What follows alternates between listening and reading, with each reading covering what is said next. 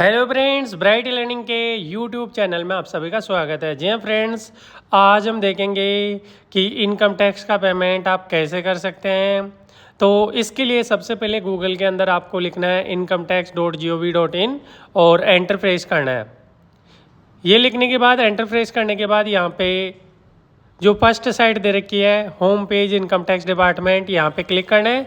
Click करने के बाद लॉगिन और रजिस्ट्रेशन का ऑप्शन है, या तो आप लॉगिन करके पेमेंट कर सकते हो, हम बाहर से पेमेंट करेंगे तो इसके लिए हम ई पेमेंट पे जाएंगे।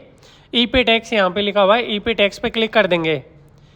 ई पे टैक्स पे क्लिक करने के बाद यहाँ पे लिखने है आपको पैन नंबर और अगेन कंफर्म पैन करना है और मोबाइल नंबर लिखना है। अब मोबाइल नंबर आप कोई भी लिख सकते हो, कोई ज़रूरी नहीं कि आधार वाले लिखो, कोई से भी नंबर आप लिख सकते हो। और कंटिन्यू पे क्लिक करना है। कंटिन्यू पे क्लिक करने के बाद यहाँ पे जो अभी मोबाइल नंबर लिखे थे उस पर गया ओटीपी, वो ओटीपी फिल करके अगेन कंटिन्यू पे क्लिक करेंगे तो आगे की प्रोसेस होगी। आगे की प्रोसेस में यहाँ पे पैन नंबर आ गया, नेम आ गया जिस नाम से पैन है, पैन जो नेम है वो पूरा नेम शो नहीं हो रहा। इसके बाद कंटिन्यू पे क्लिक करेंगे। कंटिन्यू पे क्लिक करने के बाद यहाँ पे इनकम टैक्स दे रखा है, डिमांड पेमेंट दे रखा है और काफ़ी ऑप्शन अदर फीस वगैरह काफ़ी ऑप्शन दे रखे हैं। तो आपको इनकम टैक्स वाले पे क्लिक करके प्रोसीड पे क्लिक करना है।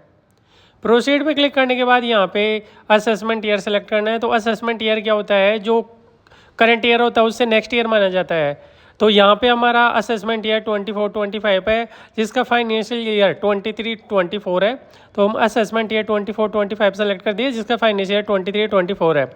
इसके बाद यहाँ type of payment major head select करना है। तो हम यहाँ टैक्स जमा कर रहे हैं तो यहाँ पे सेल्फ असेसमेंट टैक्स लेंगे। अगर मान लो और कोई लेट फीस वगैरह हो तो आप अदर सेलेक्ट करना है।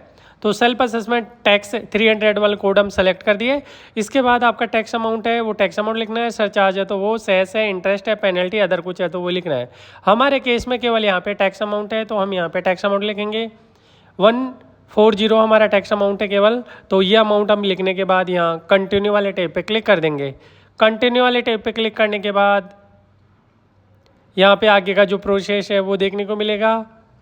आगे का प्रोसेस में आपको यहाँ पे बैंक सेलेक्ट करना है या जिस माध्यम से आप पेमेंट कर रहे हो। तो यहाँ पे नेट बैंकिंग, डेबिट कार्ड, पे at bank counter, RTGS, NEFT, last में दे रखा है payment gateway including UPI and credit card. आप फ़ोन पे से भी कर सकते हो, बार कोड वगैरह से, या यूपीआई आईडी से। तो हम यहाँ पे सेलेक्ट कर लिए। इसके बाद आपको बैंक सेलेक्ट करना है।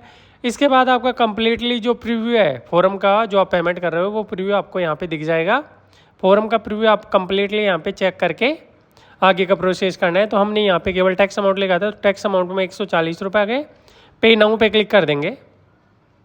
इसके बाद यहाँ पे कुछ डिक्लेरेशन है, टर्म एंड कंडीशन, वो आपको यहाँ पे रीड करना है। और लास्ट में यहाँ पे दे रखा है एग्री और सबमिट टू बैंक वाले टैब पे क्लिक कर देना है। क्लिक करने के बाद यहाँ पे अदर बैंक, नेट बैंकिंग और यूपीआई दे रखा है। तो हम यूपीआई से पेमेंट करेंगे। आप चाहो तो नेट बैंकिंग, डेबिट कार्ड किसी से भी कर सकते हो।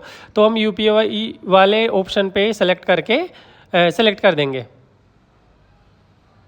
इसके बाद यहाँ पेमेंट की जो डिटेल्स है वो यहाँ पे कम्प्लीटली शो हो गई। हम यहाँ पे क्यूआर कोड सेलेक्ट कर लेंगे। इसके बाद क्यूआर कोड आपको ये स्कैनर से, फ़ोनपे के स्कैनर से क्यूआर कोड को स्कैन करना है, यहाँ से आपको पेमेंट कर देना है। जैसे ही पेमेंट होगा आगे का प्रोसेस यहाँ पे खुल जाएगा। तो हम यहाँ पे पेमेंट करते हैं, वेट करते हैं। जैसे पेमेंट होगा आगे का प्रोसेस यहाँ पे ओपन होगा।